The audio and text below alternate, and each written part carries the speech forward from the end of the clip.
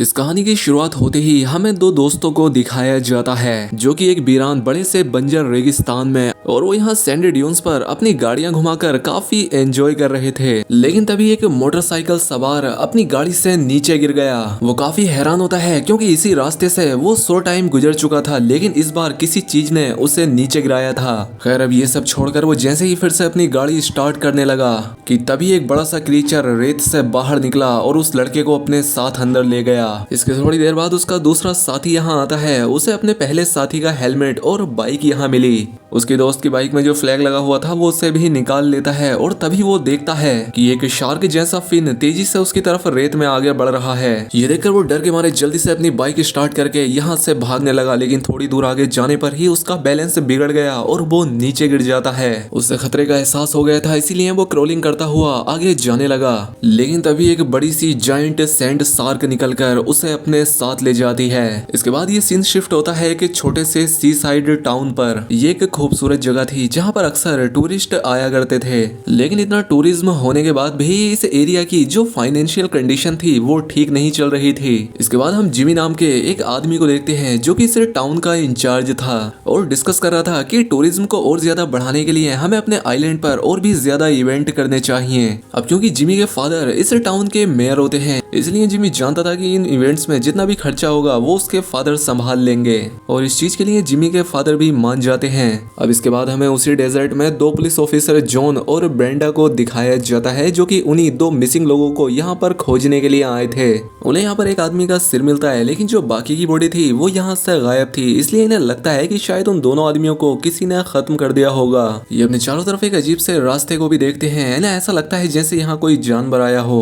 दूसरी तरफ हम जिमी को देखते हैं जो कि अपने फादर से उस इवेंट के बारे में बताते हुए बहुत खुश हो रहा था कि इस इवेंट से उन्हें किस तरह से कितना फायदा हो सकता है। जिमी अपने फादर से कहता है कि अगर हमने इस इवेंट को उस व्हाइट सैंड वाले आइलैंड पर ऑर्गेनाइज किया तो वहाँ पर और भी ज्यादा टूरिज्म बढ़ जाएगा और अगर अमेरिकन स्टूडेंट्स यहाँ आने लगे तो हमारा ये आइलैंड काफी प्रमोट भी हो जाएगा। अपने बेटे की ये बातें सुनकर मेयर काफी खुश हुए कि उन्होंने इतने अच्छे बेटे को जन्म दिया है, इसलिए वो जल्दी से अपने बेटे का साथ देने के लिए तैयार हो गए। वहीं दूसरी तरफ हमें ब्रेंडा को दिखाया जाता है जो कि एक वेट डॉक्टर को बुलाती है क्योंकि वो समंदर के बीच पर मरने वाले उन दो लोगों के केस को सॉल्व करना चाहती थी। ये सुनकर वो वेट डॉक्टर जिसका नाम सैंडी था वो भी उसकी मदद करने को तैयार हो गई।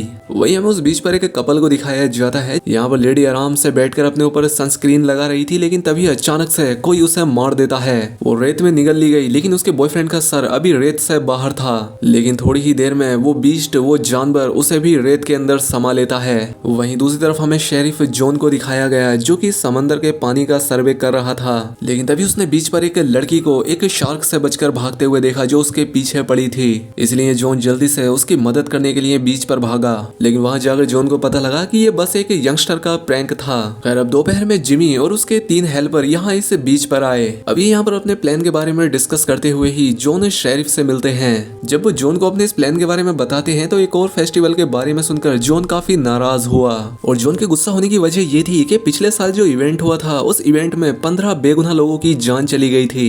अब इसके बाद एक लड़का यहाँ समंदर में सफरिंग करने के लिए जाता है, लेकिन तभी एक अचानक से बहुत बड़ी शार्क उस पर हमला करके उसे खत्म कर देती है। उस लड़की की गर्लफ्रेंड जल्दी से आकर शेरिफ को बताती है कि उसका बॉयफ्रेंड खतरे में है। जिसके बाद ये सभी लोग जब यहाँ आकर चेक करते हैं तो इसका बॉयफ्रेंड तो कहीं नहीं था, लेकिन जब ये लड़की अपने बॉयफ्रेंड को समंदर में देख रही थी तो इन सभी के सामने वो शार्क आकर उस लड़की को भी अपने साथ ले जाती है। अब जल्दी से जॉन और उसके बाकी के लोग इस खतरनाक हादसे को बताने के लिए मेयर के पास गए।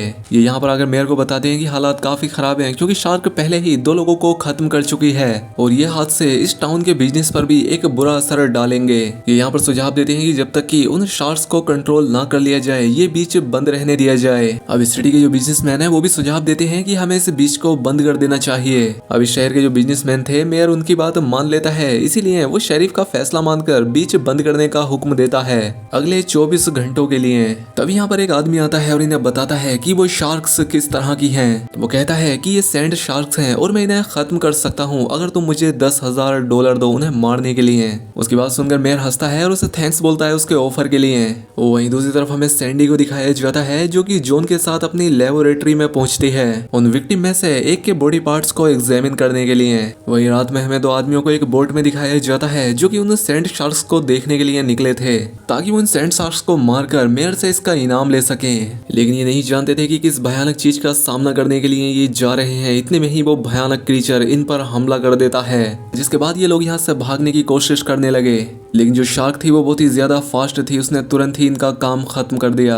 अगले दिन ब्रेंडा सैंडी को उन विक्टिम्स की बॉडी दिखाने के लिए उसे बीच पर लेकर आई, लेकिन यहाँ पर आकर इन्हें सिर्फ एक राफ्ट मिलती है और साथ ही यहाँ पर जिमी भी अपनी पूरी टीम के साथ था। ये देखकर उस लेडी पुलिस ऑफिसर ने जिमी को आकर बताया कि तुम नहीं जानते कि बीच 24 घंटों के लिए बंद कर दिया गया है और यहाँ पर किसी का भी आना मना है। लेकिन जिमी के दिमाग में एक भयानक प्लान चल रहा था। खैर अब यहाँ पर सैंडी को शार्क के दांतों के कुछ सैंपल मिले। इसके बाद जब सैंडी अपनी लैब में जाकर उसके दांतों को एग्जामिन करती है तो उसने पाया कि ये दांत किसी शार्क के हैं। साथ ही सैंडी यहाँ पर ये भी बताती है कि ये शार्क का दांत है, ये कोई एडल्ट नहीं है, ये एक पुरानी शार्क है जो कि बहुत बड़ी होगी, क्योंकि ये जो शार्क का दांत था इसका साइज एक नॉर्मल अडल्ट शार्क से बहुत बड़ा था। इसके बाद ब्रेंडा जॉन को वॉकी टॉकी पर कॉल करके बताती है कि यहाँ बीच पर किसी ने एक बड़ी सी शार्क को पकड़ लिया है, इसीलिए शेरिफ जॉन और सैंडी जल्दी से उस शार्क को देखने के लिए बीच पर पहुंचाए। यहाँ पर जिमी काफी खुशी से अनाउंस करता है कि हमने उस शार्क को पकड़ लिया। वो शेरिफ से कहने लगा कि शेरिफ क्या अब हम यहाँ पर इवेंट कर सकते हैं। इसीलिए शेरिफ ने सैंडी से कहा कि चेक करो ये शार्क असली है या नकली। लेकिन जब सैंडी ने उस शार्क को चेक किया तो उसने पाया कि ये शार्क वो है ही नहीं जिसका हमें दांत मिला था, ये कोई और है, ये एक नॉर्मल व्हाइट शार्क है। अब जिमी का ये खतरनाक प्लान काम तो नहीं किया, लेकिन फिर भी उसने हार नहीं मानी। वो लगातार अपने पेड एडवर्टाइजर और लोगों से अपने उस आइलैंड का प्रमोशन कराता जा रहा था। खैर अब शाम होने पर वो शार्क उन इलेक्ट्रिसिटी केबल को काट देती है, जिससे कि जिमी के सारे कंप्यूटर्स बंद हो गए।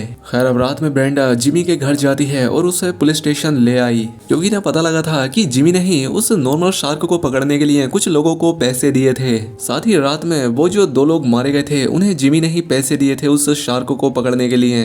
दूसरी तरफ जॉन बीच पर जो लोग मौजूद थे उन्हें अरेस्ट करने के लिए गया, लेकिन तभी उसने वहां पर सैंडी को देखा जो कि यहाँ पर कुछ फ्रेश ब्लड के सैंपल ले रही थी, जिससे कि एक शार्क उसकी तरफ अट्रैक्ट हो गई। वो यहाँ आकर उसके चारों ओर चक्कर लगाने लगी, इसलिए जॉन सैंडी को बचाने के लिए आगे बढ़ा, लेकिन सैंडी ने उसे रोक दिया। वो जल्दी से अपनी जान बचाने के लिए दूसरी तरफ भागी। वहीं दूसरी तरफ जिमी ने अपने फादर मेयर को आकर सारी बात बता दी कि वो उस बीच पर पार्टी नहीं कर सकते, क्योंकि उस बीच पर जाना काफी खतरनाक है। ये बात मेयर को काफी बेवकूफी भरी लगी और इसीलिए वो खुद बीच पर चला गया और जैसे ही उसने वहां कदम रखा एक शार्क ने उस पर अटैक करके उसका काम खत्म कर दिया।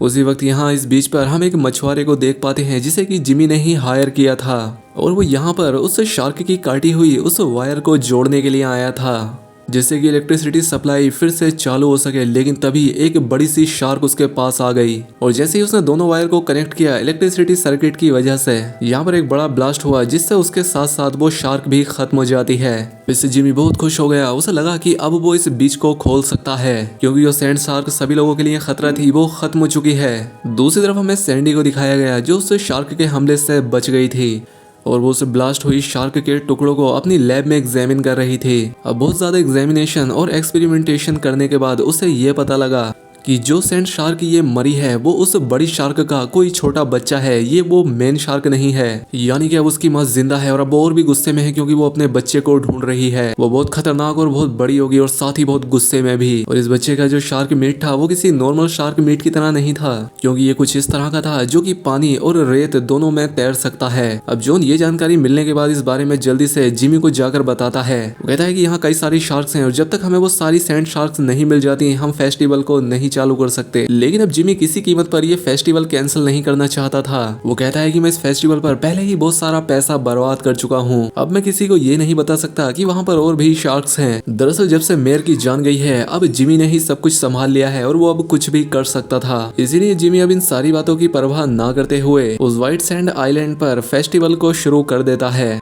अनाउंसमेंट के बाद इस बीच पर बहुत सारे लोग आ जाते हैं यहाँ एंजॉय करने के लिए। अब इसी सब प्रोग्राम के बीच जिमी और उसकी असिस्टेंट एक दूसरे को किस करने लगे, लेकिन यहाँ पर ब्रेंडा जिमी को देख लेती है। दरअसल ब्रेंडा जिमी को पसंद करती थी, इसलिए ब्रेंडा ये देखकर गुस्से में यहाँ से चली जाती है और उसके जाने के बाद ही ना जाने कहीं से एक बड़ी सी बीस्ट शार्क आकर जिमी की असिस्टेंट को निगल लेती है। उसका सिर्फ सर ही रेत पर बचता है। अब इतने में ही यहाँ पर जिमी के लिए 2 हेल्पर्स पहुंच जाते हैं। ये देखकर वो दोनों भी काफी ज्यादा डर जाते हैं और सभी को इस बारे में वार्न करने के लिए कहते हैं। लेकिन जिमी अब इस इवेंट को बंद नहीं करना चाहता था, वो इनकी बात नहीं मानता और उस हेल्पर के साथ ही जो दूसरी लड़की लड़की यहाँ आई थी वही उसे मारकर बेहोश कर देती है, क्योंकि वो लड़की भी जिमी के प्लान में उसके साथ मिली हुई थी। अब वो उस बेहोश आदमी को यहाँ से लेकर जाने लगी, लेकिन तभी सैंड में से एक बड़ी सी शार्क बाहर आई। उस लड़की ने डर के मारे उस आदमी को ही उसके मुंह में फेंक दिया। वहीं बीच पर जो टूरिस्ट एंजॉय कर रहे थे उनमें से एक टूरिस्ट को एक शार्क अपना निवाला बना लेती है, जिससे चारों तरफ पैनिक सिचुएशन हो जाती है। सभी लोग अपने आप को बचाने के लिए इधर उधर भागने लगे, लेकिन इतने में ही यहाँ पर बहुत सारी शार्क्स आ गई और बहुत सारे टूरिस्ट को अपना निवाला बनाने लगी। शार्क्स इनकी भगदड़ की वजह से जमीन के अंदर हो रही वाइब्रेशन और आवाज को सुनकर ही इन पर हमला कर रही थी। अब यहाँ पर ब्रेंडा जल्दी से अपने लवर जिमी को लेकर भागने लगी, लेकिन तभी पीछे से एक शार्क ने पकड़कर उसे 2 टुकड़ों में बदल दिया।